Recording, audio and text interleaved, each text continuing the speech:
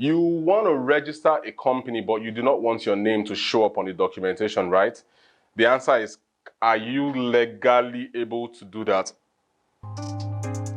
I have a story. Some people are like, story, tell us. This guy, you have come again. Yeah, I'm actually back again. And I'm back again just to reiterate the fact that for a couple of videos before this one, we've been talking about vested shares. We've talked about several things about share capital in companies, who are the right people to become shareholders in companies.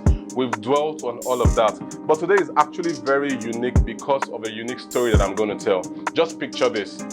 You want to register a company, but you do not want your name to show up on the documentation, right? The answer is, are you legally able to do that?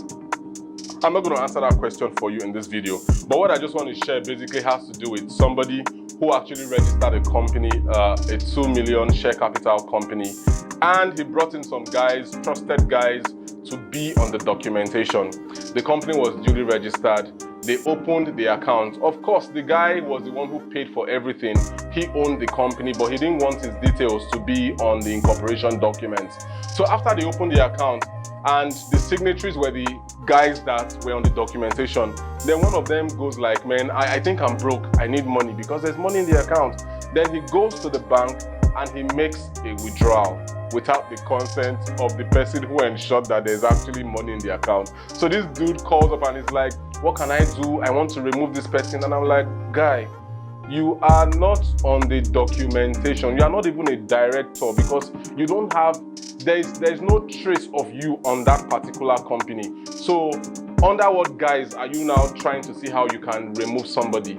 So he couldn't do that. I really don't know the end of that story right now, but I'm just doing this video to make us aware that these things can actually happen. You have to be able to protect yourself. If you are running that kind of a shadow experience or a shadow ownership in a company, then you should be prepared for some of the eventualities that could actually happen.